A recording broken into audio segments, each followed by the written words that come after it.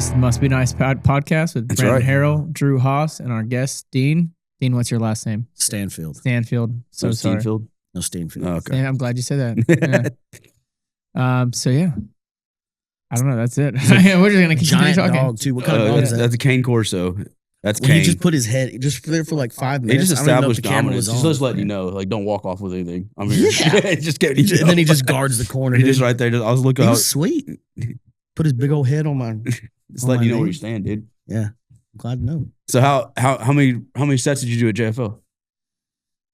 6. Do they tell you, hey, you're coming up here, you're gonna do like the new comedy showcase or whatever it's called, and they're like, you get six outings or you get one. If you do good, you get going or no? So that all they guarantee you is 2 shows. That's what when I they come thought, up yeah. there. So it's JFL, and I got new faces, so you can just get booked as a comedian on it, and then they'll book you out just like a regular comedy festival. You do as many spots as you want. Okay. I mean, as many spots as your agents, Can work their way in. Can work their way in. Right. Normally it's like, I don't know, 10 to 15 probably throughout Right. the week. You do 2 a night or something. And then, but me, it was new faces. So I got it. And they go, you're going to do 1 show the first night and you're going to do 1 show the last night. And then depending on how you do networking wise, we'll book It's you on shows in between that, but it's on you. Oh, You can man. get on stuff. You can get on stuff. And where's this place at? This is in Montreal. Okay. They fly you out and they pay for your hotel. Oh. And then they give you 2 guaranteed shows. There's the taping. Okay. And then there's the encore performance. So encore just closes out the weekend, and then you start the week with the. And dude, they flew you. It was so stressful. They fly you out, new country, everybody's French. Yep. And then they They put you in an 800-seat theater, and they go, you can only do 7 minutes. You have 7 minutes, and we're gonna produce it. They had like $1 million cameras, and they go, now do your set. And dude, I mean, on the first night that you get there, so you have to fly. You get there, you don't get to do a warm up set. You go Nothing. straight into Just raw do dog, 7, yeah. raw dog it. What are we doing before we go on stage? And Just a shot of tequila, or what are we doing? Calm those nerves. I 2 packs of cigarettes at least. Okay. I smoked a Just full heater, 2 pack of chain cigarettes. smoking heaters. Chain smoking in the fucking alleyway. Nice. And I got really nervous, and I was gonna do a story, the Gator story that I have. Yeah. And I was like, this one's my manager and I both talked about it. And then a girl got in my head right before I went on. Of course. Never fails. Never fails. I don't know why I let him do it. And then I ended up doing. And I got a bad problem about this anyway, where I can have a plan set, and then I start to go to do it, and I just start doing something else. Right. Everything goes out the window. And then I'm like, but I started second guessing myself, and I was like, I've got these new jokes that I like. I'm gonna do these. And so I did the Plan B joke. I did this one was just a flat mistake. I went out and did a suicide gun bit. Doesn't hit well in Canada. Canada Does not a Boy, fan. they hated Oh, it. Not a fan. Know really? your audience. Not a fan. 800 people just silent as hell. Awkward as and hell. I go, no. So high, 800, low, then you it got was to a- bring him back, right? You You gotta got to bring catch him him back. What'd you bring him back with? Well, so I started with a CPAP machine joke Okay. that they kind of liked, and then the gun bit tanked it, and then I Right. brought them back with the Plan B bit. Okay. Which Plan- that one just, I mean, it's just Plan B my brought bread home. and butter. And Yeah. at that point, it was like still new. Right. It was only like a year old at that point, which is still pretty relatively. How old new. are you? 32. 32. Damn, dude, you've been at it for A minute. then. That's cool. Yeah. I started when I was 26, Yeah. 25. And yeah, I'm lucky I got to have a life before that where most comedians, or I'd say like maybe half comedians start when they're like in their early 20s. What made you decide you wanted to like, hey, this is what I want to do? I just did an open mic for the first time, and everybody had told me like, you should be a comedian. But it's like there's difference between being funny and being funny on stage. Right. And I'm like, On demand. and I knew that it was going to be hard. I respected comics. I listened to them, and it's like, it's a 10-year grind. You're going to be poor. You're not going to have shit. You're going to be dumb for a long time. Were they And wrong then- about any of that? No. And I knew that it was going to be hard Yeah. and tough. And there's not a whole lot of redneck or country I'm comedians about out to say there. you got a different lane there. Yeah. And there's a reason for it, is because the amount of places that you go that there's comedy clubs, there's no country people. No. So there's no people to relate Well, to it's in big the first city 5 anyway. years. Most of them. Like, Right. that's a comedy club is a big city anyway. Yeah. So like the demographic's not there. So Hard now to you've got figure to out. you've got the I double never barrier. even thought about Yeah, that. now you have to educate people that don't understand the country life. Like it's low hanging fruit for you and I because that's the jokes we would get and understand. But now you got to educate your audience Mhm. and then bring them in for the punchline. Well, how And did then what? how did like Rodney and like Larry the Cable Guy, did they get their own shows or how did they break out into that? Because I know Larry the Cable Guy, that's a whole act. His country deal is a whole act. Well, it was an act. His name was Dan Whitney. Yeah. He grew up around. It was in Pennsylvania, Right. so there's some country folks in Pennsylvania. Yeah. But he went to New York. He did it for 6 years, got good, and then did this character, Larry the Cable Guy. Just a random night, it crushes, and he goes like kind of like Timmy No Breaks. Right. Yeah. He just goes out and he goes, I'm just gonna do this and see how it goes. And then he evolved into that character and figured it out. Rodney Carrington, which this is good news. He called me 2 weeks ago, and I'm doing theaters with him in February. Dude, congrats. That's like childhood That's folklore so right there, buddy. cool, That's dude. our Childhood. I mean, yeah, like, that's like all Especially our childhood. being a country kid listening, like that's like He was on the cassette tapes. You know what I mean? Hunt camp. My grandpa had CDs of him, and him and Ron White. I remember popping those in, and my grandpa being like, "All right, you can listen to this, but you tell your mom." Yeah, don't never never be able happened. to listen to it. I was not drunk in public. Yeah, they threw me into public. Is it weird now that you play sets with some of like your heroes, like growing up? This has been the first time I did it. Oh, wow. And I've met Ron White. He's cool. Yeah. I got to do a show with him, but on one where like I was on the show and then he just popped in and they're like, "Plenty, can you do it?" And he went up there and did it. Right. And I met him at the mothership a couple of times, which is cool, but nothing like crazy. Yeah. But then Rodney, I mean, we'll see. He was genuinely like one of the reasons I got into stand up. Yeah, right, exactly. And then I go, but yeah, you idolize people. He's just a man. Yeah. But he got. I think he was in it for like 9 years before he was one of those 10-year. Oh yeah. Wow. He's an Like OG grinded it vets. out. Yeah. Did the thing, and he got good because of his music. Yeah. He like His music had put funny over the top. songs. Yeah. And that's what helped him like sell out casinos and start traveling on the road and doing shit. I just gave myself an awful stinger. That's nuts. So you're 7 years into it right now. Yeah. What's your goal? What do you want? How long you want to do? Make a lifetime of it, or you? Yeah. Yeah. If I can, this is the best. Until it's I mean, I want to do it until it's not fun. Yeah. I think ideally my goal right now would be do 15 years. Okay. And then get enough money where I can maybe just buy out my family's ranch. Yeah. And then Hell yeah, dude. go out there, write a couple books, take a couple years off. Who knows if I'm married and have kids, Right. spend that time with them, and then come back to stand up in like 3 years. Yeah. When you got And, another body of life to work, change it up. When you got more experiences to talk about too. Yeah. Who knows if we even get there. Where's You your know? family place at? Paducah. Paducah? Really? Yeah. Middle of nowhere. Middle of absolute nowhere. On the way to Childress. Right. It's And Childress is in the they middle of have, they have yeah. 1,500 acres, and it's owned between my dad and uncle. Yeah. And That's a lot and then of like some land, dude. cousins. Holy shit. Yeah, they got it, but it's out there. There's nothing out there. Right. It's flat. There's You not watch even your oil. dog run off Right. for a couple days. Right. Yeah. They put like 10 old jacks on there and lost a lot of money doing it Yep. because they were suckers in the 80s Right. and 90s, and then it's never produced anything because there's no oil left out there. Everybody, they suck Sucked it out. from the sides. Yeah, Suck exactly. out from the sides. Right. That old All the straws I coming have out a from underneath. milkshake, or you have a milkshake, and I take my straw. Get under your straw. Yeah. Oh, Do you ever run shit. cattle or anything on there or no? Yeah, we run enough to keep it, Pay the productive. taxes and do the thing. Ranching's a thankless job. You 250 just break even every year at the most. Every year, Yeah. every year. And you're like, yeah, I want to go live on that lifestyle. Yeah. Well, if I have money, it's a Right. great lifestyle to live on. I'll 100%. put an airstrip out there and then Let's just go. be a Now we're daytime talking. cattleman. There Let's you go. That's Get your little Cessna beat around in. Right. Unless you got big money, then you get whatever else is above that. King Air. What's some of your favorite clubs to play around here? East Austin Comedy Club, I think, is the coolest like black box theater show. Yeah. Holds like 80 comedians, have the freedom to just go in there and mess around. There's nobody watching that's big. Right. So it's like that's where I think the most fun comedy happens. After that, probably Black Rabbit. Yeah, Black Rabbit's pretty cool. Black Rabbit's great. It's in a basement. And then Creek and Cave. Yeah. And then Sunset Strip. One of my favorites, Cap City, is also a really fun. It's more like a corporate club, Right. but they give me a lot of work. And I You're love, like, hey, I'll take corporate money all day long. Yeah. That check screen. Let's go, Let's boys. check screen. Yeah. I bet that first place you're talking about, there's a lot of creative freedom there. So you're getting to see some stuff that you do, like really people be comfortable, huh? Yeah. Yeah. That's Which is, cool. I think That's how that's you where get your art. That's working that's art. where you get your set Yeah. from right there, right? And some nights, if I feel comfortable bombing. So I feel comfortable going up there and going, I know that this is funny. I don't know why yet. Yeah. but I'm just gonna sit there and tell a story, and people listen because it's like they're like a foot and a half from the stage. Everybody's packed in like sardines in there. Almost like in a round type thing. They're all around on top of you, right? It's on the half, so it's like it's here all the way around you. You can sit there and talk to people. It's more like intimate and fun. That's cool. Does it ever get easier to bomb?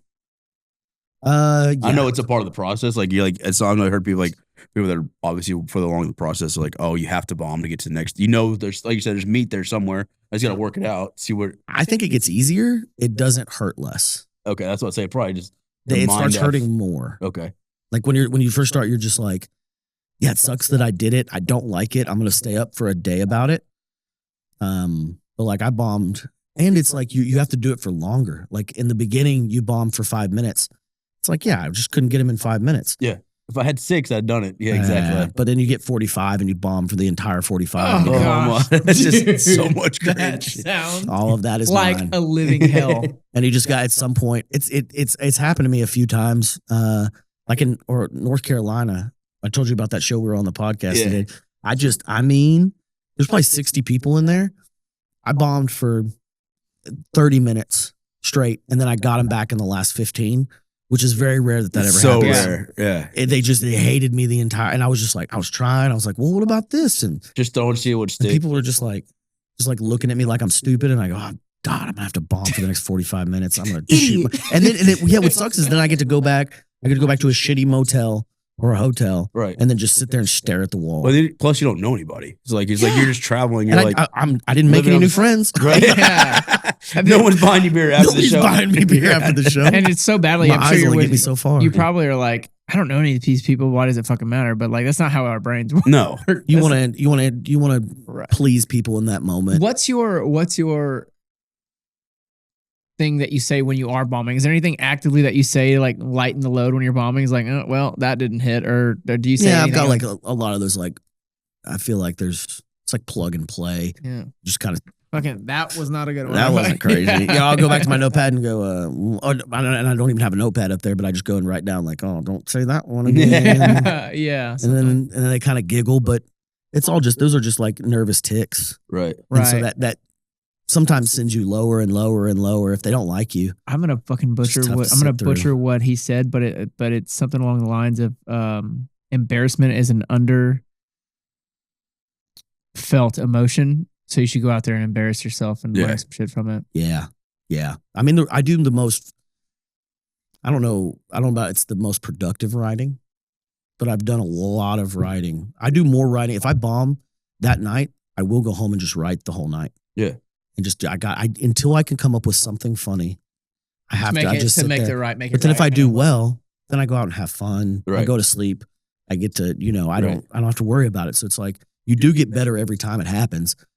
But it's like, it's a hard one. And especially when I'm on the road like that, like the comedy club's going to call my agent at the end of the weekend and they're going to have a conversation. Yeah. And it's either Dean was great or what the fuck did you do?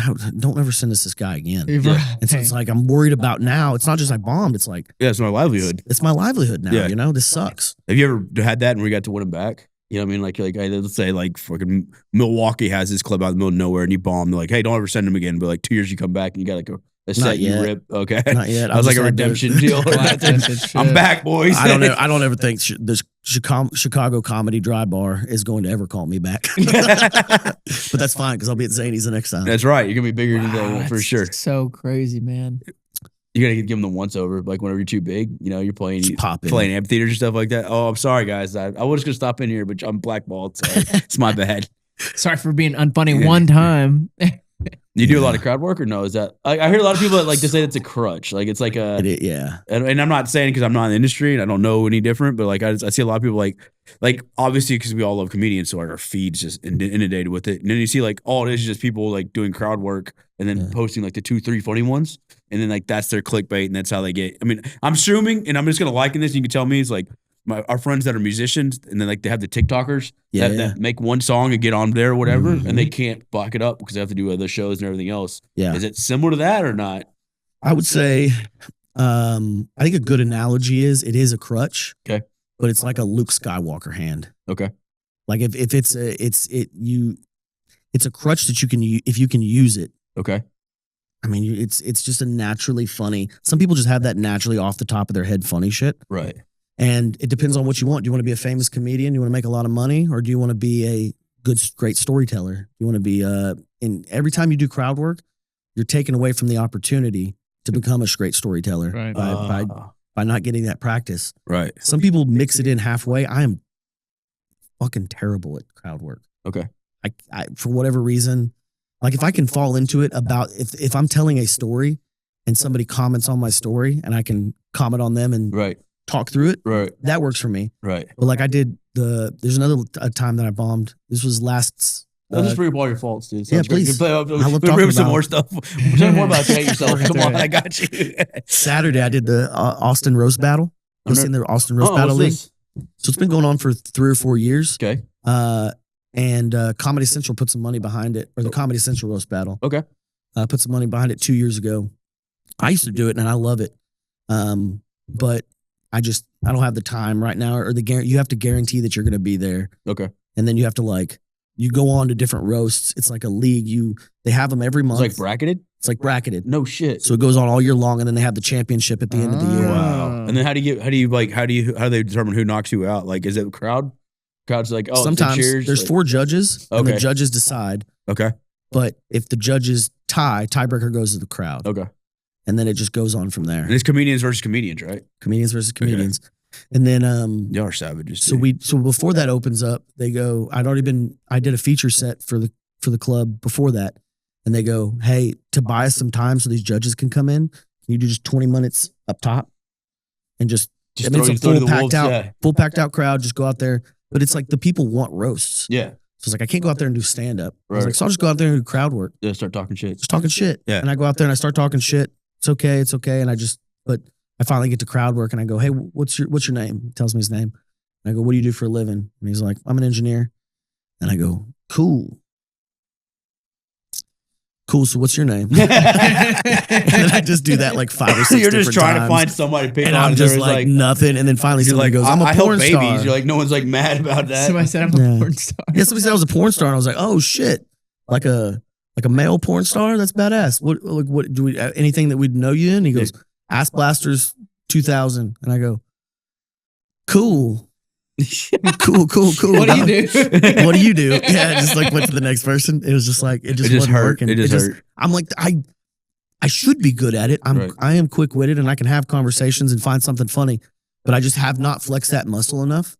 It's a muscle. That's all it is. That's all it is. Down to that, yeah. Well, I was also liking it to like it's like a prize fighter. Like if you have a comedian versus just the dude that's been drinking beers all day, and like you're so quick witted, you're dealing with all this all the time. Like it's like somebody like Mike Tyson versus an amateur boxer. Whenever you go up there, you're just like picking on this. But sometimes that amateur boxer fucking throws a haymaker and knocks you out. Yeah, true. Oh, they just don't shut the fuck up. They just keep talking. That's the problem. But you take a risk when you do crowd work because there's a bunch of funny people out there. Yeah. Just because you're funny and it doesn't mean you're, everybody else is not funny. Everybody else is not funny. So there's some people that'll you say something, they make you look stupid, and now he's gained all the power. I am the captain now. Right. Yeah, truly. And it's like you can't tell him what am I going to tell him to shut up? Right. He's funnier. Yeah. He just won the funny battle. Right. How do I get it back? What do I kick him out? What am I fucking? Yeah. What do I tell him? Yeah. What I ask? Getting so much insight into the comedian life. What's worse, that person that's funnier than you, or like just a drunk belligerent? Drunk belligerent people are easy because you can either because you can talk your shit, throw them. Yeah, because the whole crowd's against him. Okay, because he's ruining the show. Okay, so you can just like, hey. So now you got 90 on one. That makes sense. I didn't think about that. Something, but once the crowd turns against you, it's like, what do I cowered out and get the people to kick this nice guy out? Yeah, right. That was funnier than me. Right. I watched a podcast with Trevor Wallace. Is that his name? Maybe. Yeah. You know who Trevor Wallace is? Yeah. It's like dead. Yeah. White guy. He's like in his late 20s, early 30s. Yeah, something like that. Short hair. He's great. Buried in the sand kind of guy. But he was talking about how many shows he does a week, and I was like, what the? It's insane. Like sometimes he's doing like 4 or 5 shows a day or something like that. Buddy of mine, Zach Townsend's his feature act, and he's crushing. Sells out rooms, does his thing. Crazy. Yeah, but to be good, you have to grind, right? Yeah. Like what's the average week for somebody like you in your position? It's like 7-10 years in. Like how much people don't understand that. People just seem like, oh, they're just playing Saturday night for 30 minutes. No. If I don't get up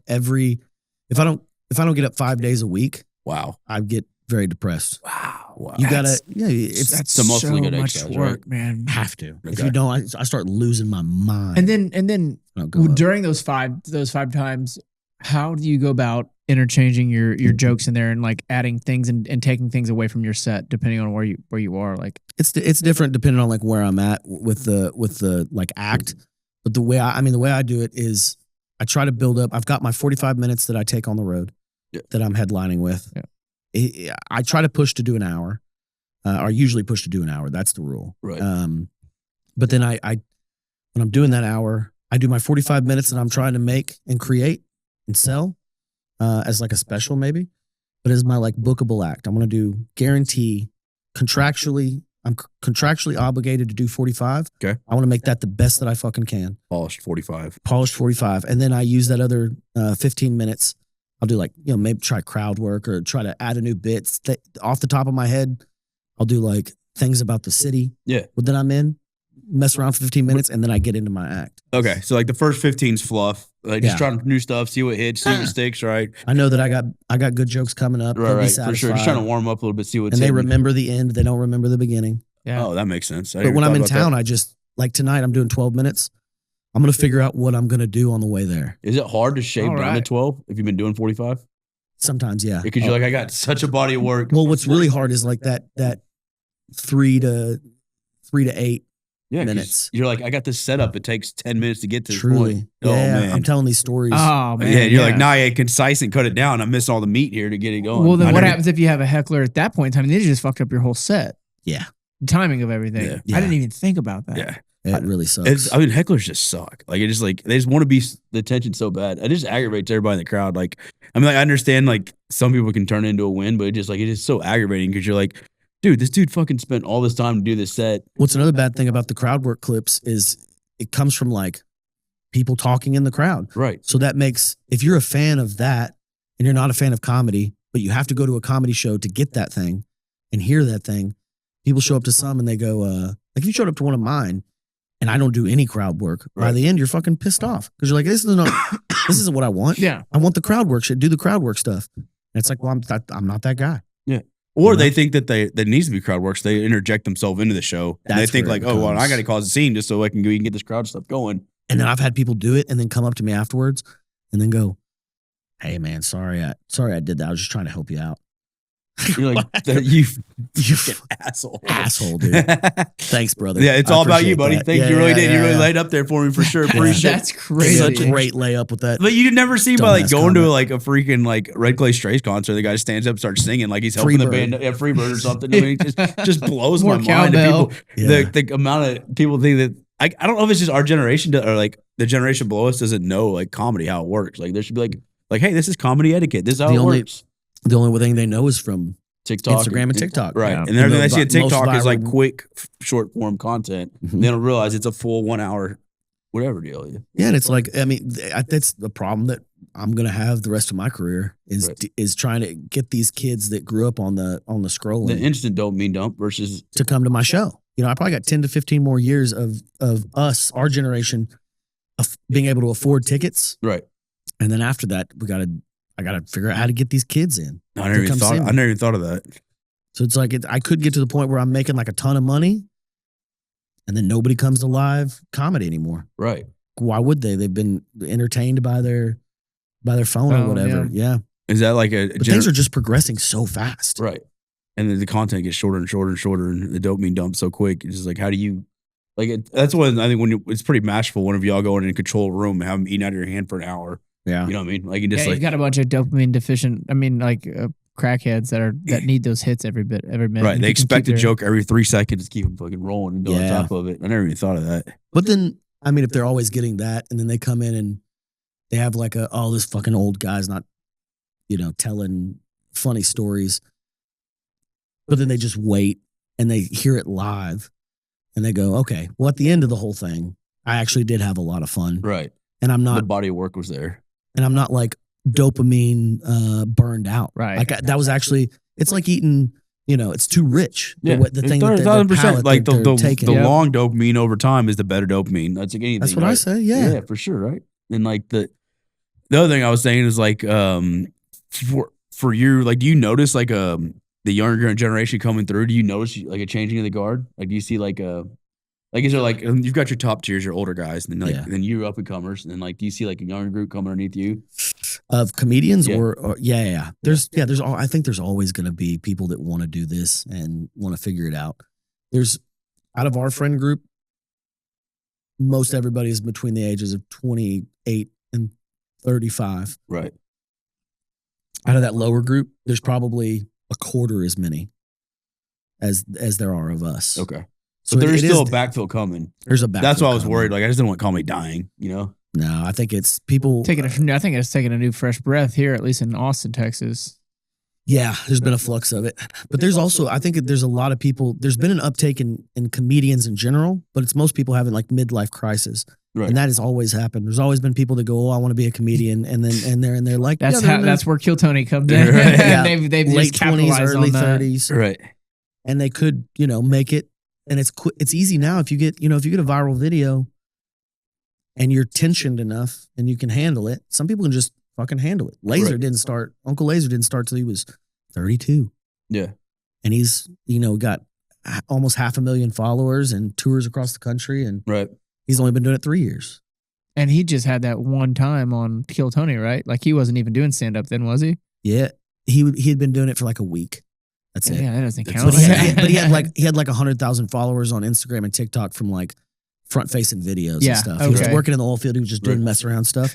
He liked it, but he's like, I'll go try this. And then, quit his job the day after he got on Kill Tony. Really? And just went full speed. We moved in together. You got to do that. The amount of people that really went on Kill Tony and made a career out of it's insane. It's really crazy. Right. Do you know Justin Governor?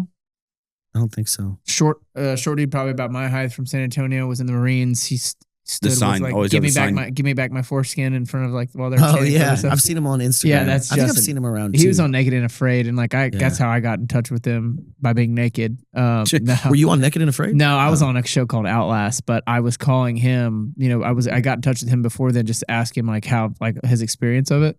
Yeah, that's smart. And learned a lot of shit from there. He told me something that fucked me up the whole time I was out there. What do you say? He goes, the film crews can see your penis. Yeah, I know. He was like, hey man, I'm just going to let you know if you quit, I'm going to lose all respect for you. And I was like, and dude, I thought about that every fucking time. That's awesome. I wanted to quit. I love it. And so I had Did you win it?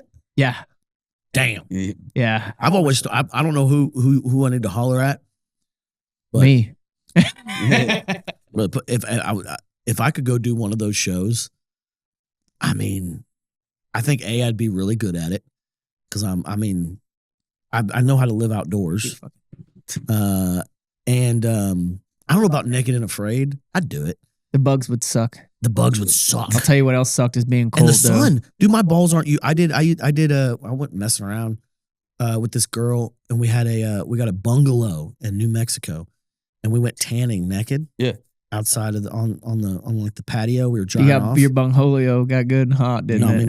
My pecker, my balls. I just set it and then laid out there, and it's not used to getting that much sun, right? And it's hard to keep it covered up. I swear to God, and this was on a weekend where we were going to have a lot of fun. Right. What are we doing? And then I'm sitting there and like the pH balance, really messes with a sunburn. And but I would love to go do one of those shows, or maybe I don't know about like Survivor or like a reality show, but if they were like, go last in the desert or go even last in the forest for a month and a half, I feel like that's fucking cake. I could do that. How many pounds did you lose? At 30. I got way more than that to lose. I'll tell you right now, that is the biggest mistake that I made, or I just couldn't even do. Like I put on 10 pounds of fat before I left. And I lost 22 pounds the first 11 days that I was there because we had to do a med check, and that's the only reason I know that. Yeah. And then after that, my body was just shutting down. It was horrible. And the people out there that had a high fat composition when we went out there, physically, fine. All of us were pretty wrecked mentally, except probably Brendan on the other team. He's a wolf trapper, and he just lives in the mountains, so he just was eating that shit up. But I was quite miserable. I did 2 weeks. I did 2 weeks in Alaska. That is with a sleeping bag, right? And an army tent. And then we had 2 days worth of food. And my cousin's we're doing a moose hunt and a caribou hunt. Right. And we got a moose. And where were you at?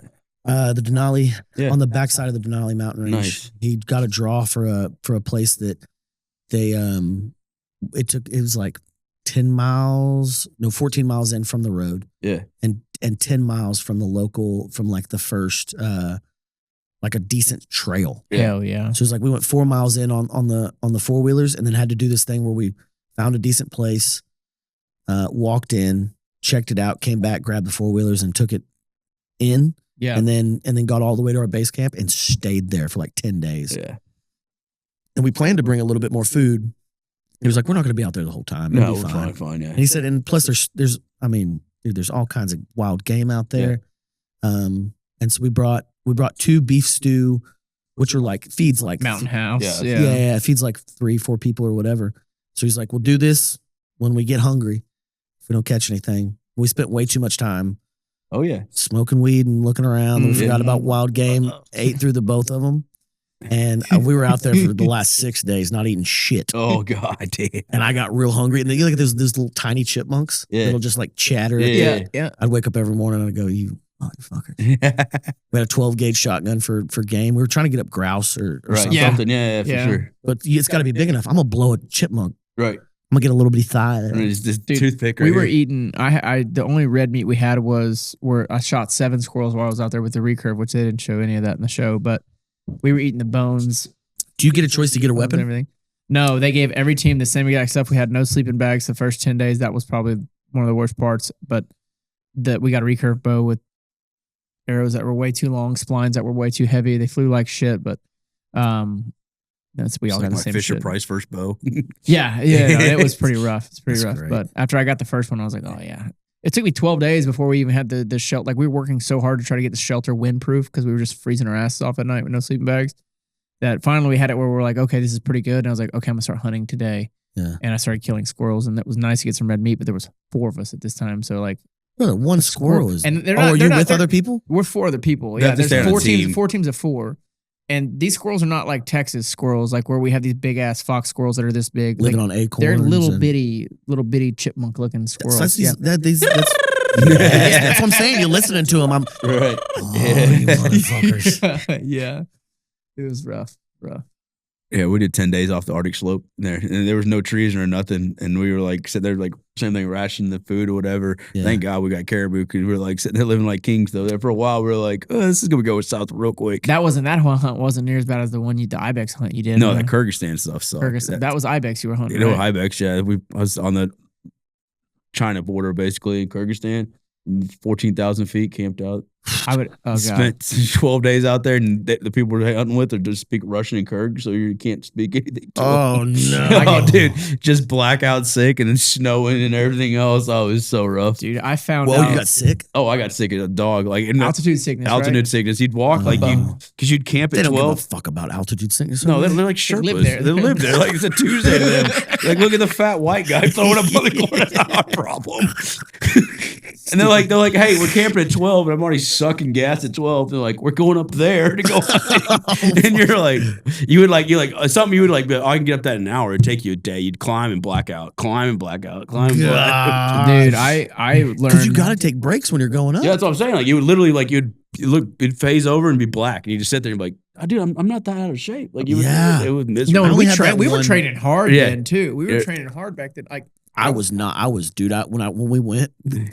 I had gotten in a rollover wreck like almost a year before that, and I split my sternum in half.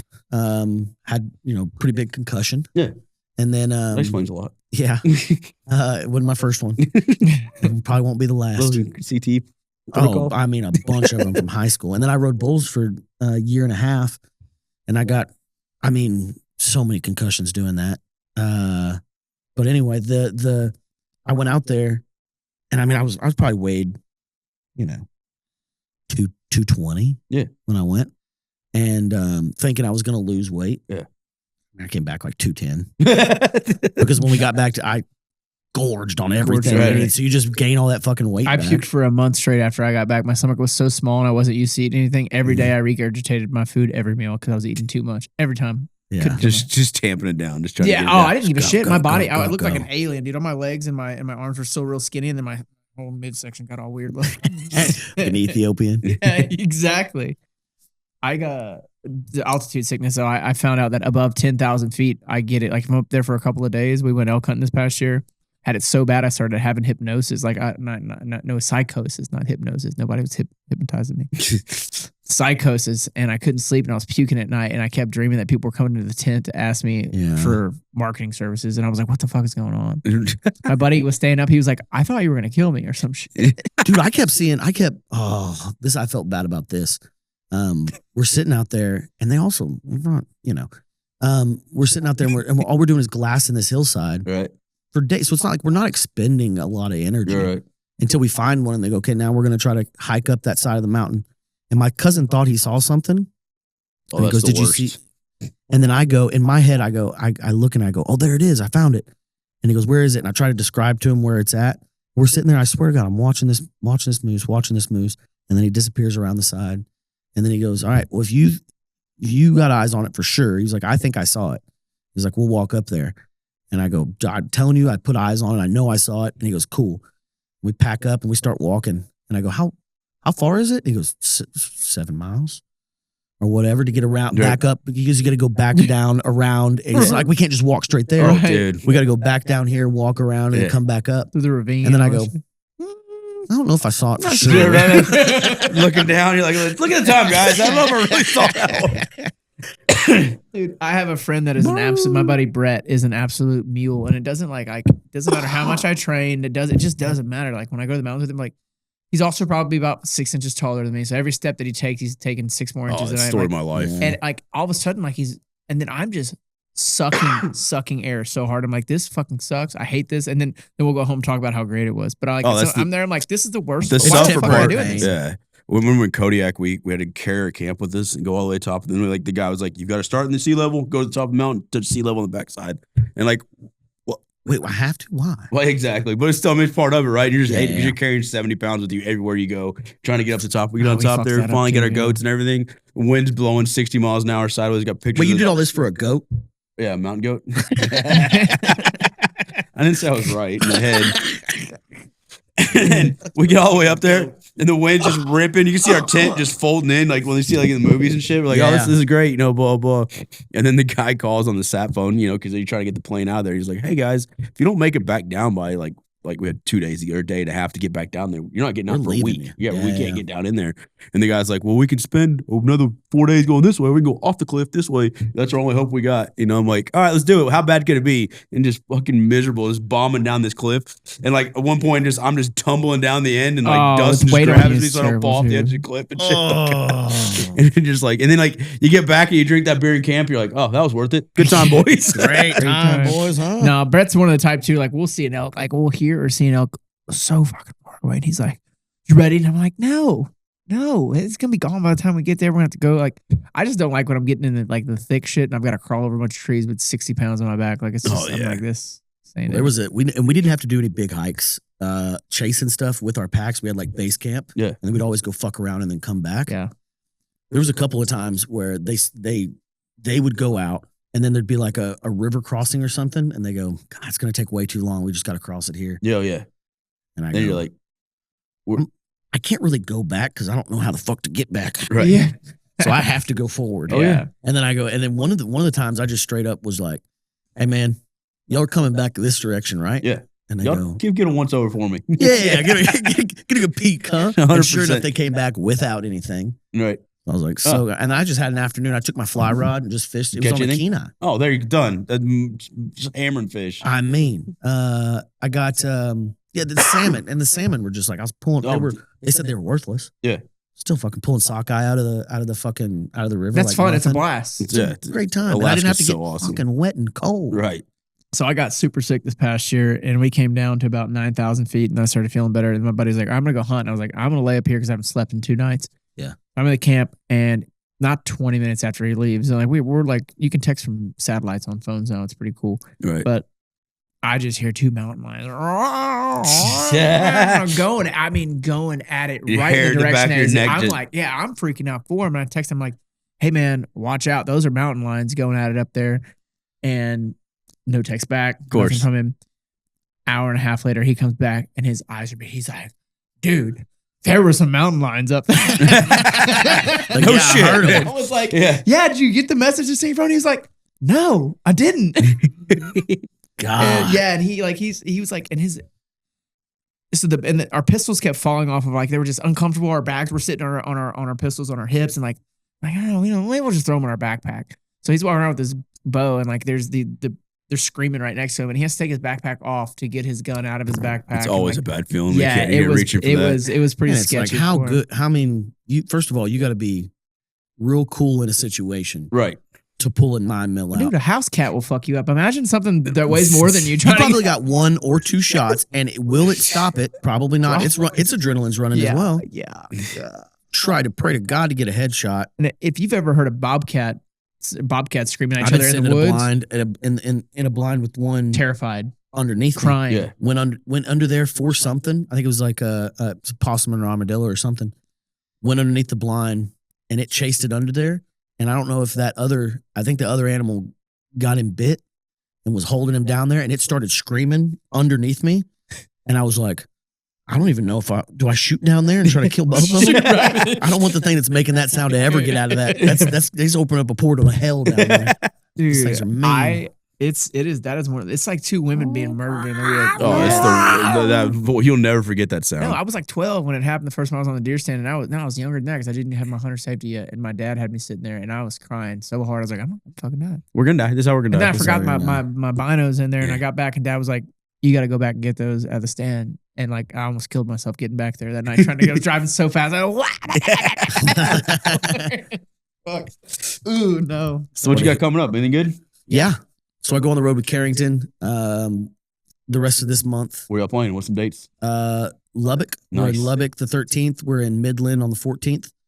And then we're in North Dakota on the 20th. And then and Tulsa on the 21st. Well, hometown crowd for him. Yeah. That's awesome. And then my dates, my agents are getting on it. There you go. Fair enough. All right. And I finished out the year in San Diego, did pretty well. I was really happy with that.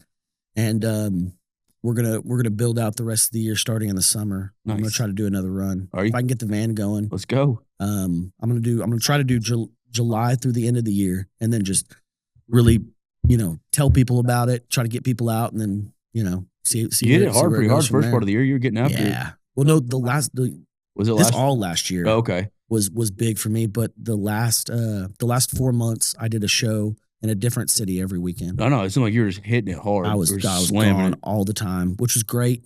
I picked up. They were sending me everybody's dropout dates, Perfect. so it was like a dropout. I'll What's take a it. what's a Take it. dropout date? Like people are dropping out of the show, and then you fill in. Yeah, so like Nate Bergazzi got sick, and can't do a show, but he's like his people are gonna show up anyway.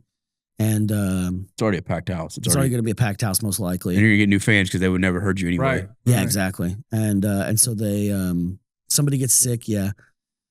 So I was doing those for a little while, and then I got my own off of those. I got a little traction, and then a couple comedy clubs hit up and was like, "Hey, can we have this guy out?" That's awesome. American Comedy Club was a big one. Let's go, boys. Yeah. So it was good for me, and I got to learn how to live on the road. Right. It's a hard hard thing life. to do. That's a Hard miserable life by yourself. Just try to keep yourself entertained and everything else. Can't bring your buddies with you because I don't have the money. Right. Good place to start an OnlyFans. Yeah. Take that Uncle Laser approach to it. You how about anything from HBO or anything that back? You hearing back for those shows or anything? I got they canceled the pilot that I was on. Damn it. I know. Dude, I have a lady out of Bastrop. Her name is Gracie, and she has like, you know how to ride a horse, huh? Yeah. She's got like 14 stun horses. She's a family friend of mine. I do some acting stuff with her, but you'd be great for some extra stuff. Like not even just like, and they pay you well too. And you would be easy to get some speaking roles on some stuff too. Yeah, dude. Great. Because she's looking. I've been for doing people too. self tapes, and I've gotten pretty far on a couple of things. It's just there's so much out there. Yeah. And like the one that I got cast in was perfect for me, but It was like right up your alley, right? It was like Redneck City, wasn't it? Yeah. If you're right for it, you're right for it. If you're not, like they can. I would love to just learn. I mean, Yeah. I know.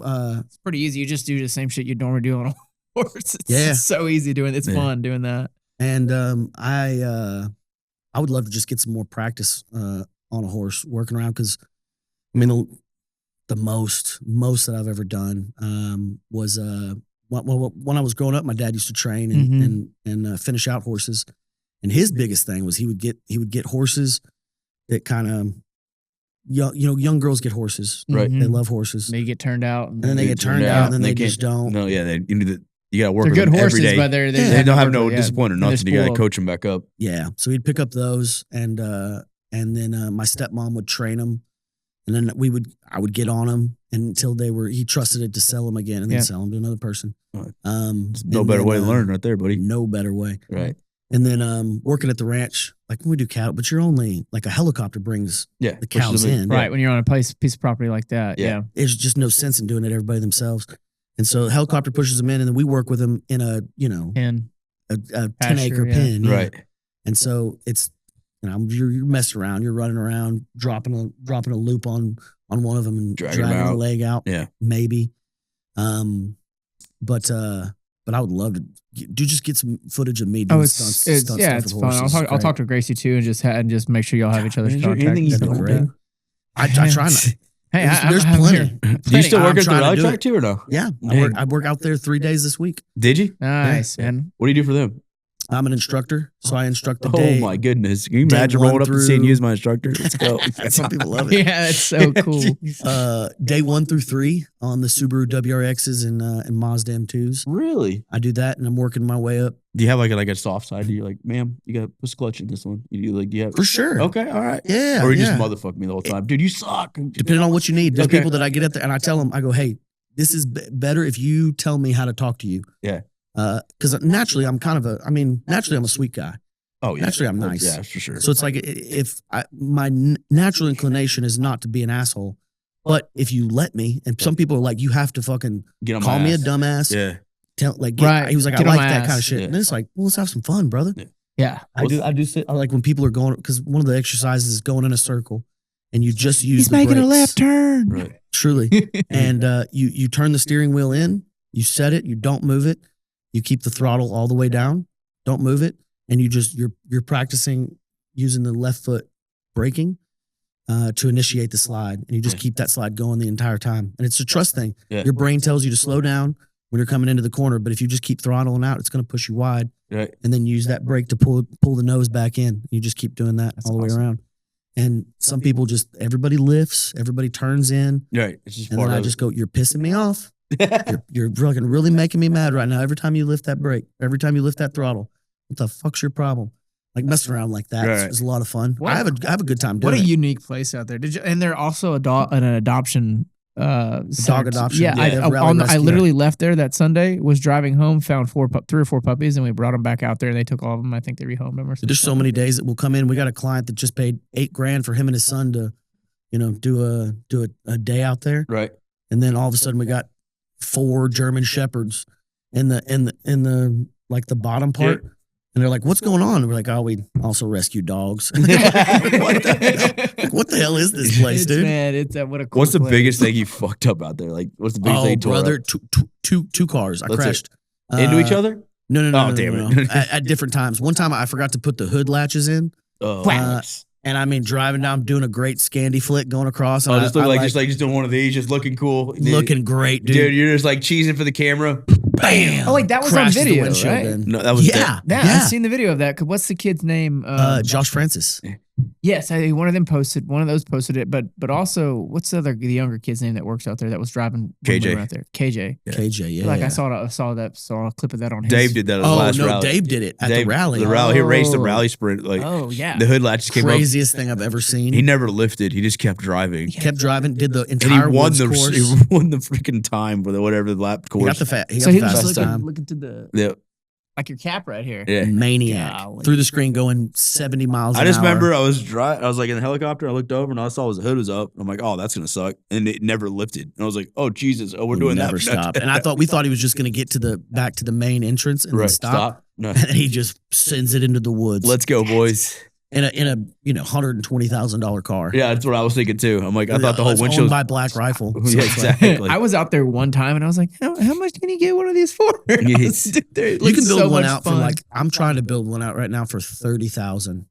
Is it a reliable beater? You could like just go in and get after it or no? That's with a reliable beater. Yeah, I mean, there's a definition of reliable beater, but like when you can actually like get after when you it. get the suspension, when you get the engine, the sequential transmission with the full roll cage inside, and like an intercooler, and after everything, you could probably get away with $20,000 on a front wheel drive and be competitive. Right. That's the thing. Do you want to be competitive or, you want to get after it? You want to get after it. Right. I would want a rear wheel drive. Rear wheel drive for sure. Yeah.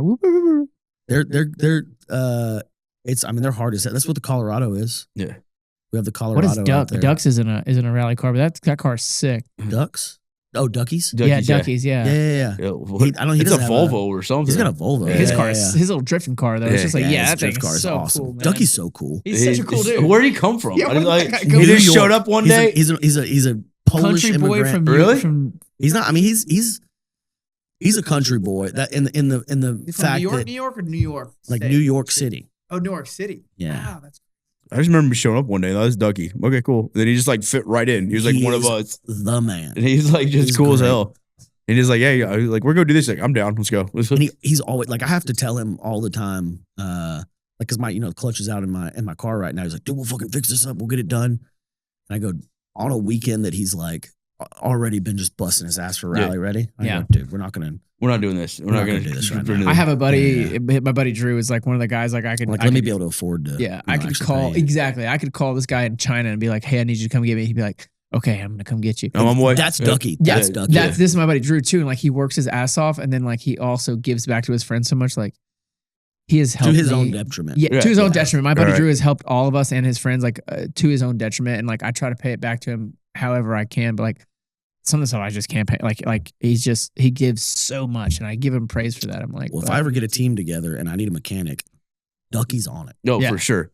And I'm paying top dollar. Absolutely. That dude's a chief mechanic, whatever he wants. Whatever he does, let him charge. Here's the positions I need filled. Right. I'll pay you what you need. Exactly. Whenever you become a super famous comedian, that's what we're doing. Yeah. I am like that I'd too. love to have Bucky as even because all he wants to do in life, which is he's a simple man. He says all he wants to do is be able to work on his car for more than 3 hours a day and have enough money that he can put money into his car.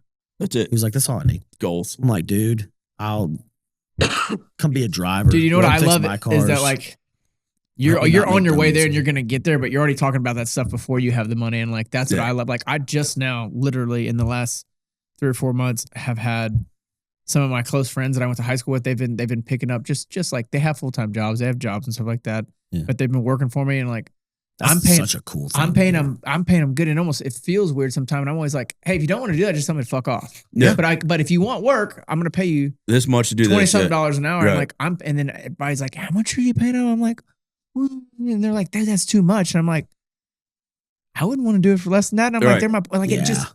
And I want to take my friends to do cool shit and like all that stuff, man. The goal is just have like, I'm gonna have to do this with somebody. I would rather do it with my friends. I'd have a good time with it, right? Yeah. I like share that. Like, what are you gonna do with all of it? Like, share the experiences with your friends and go on.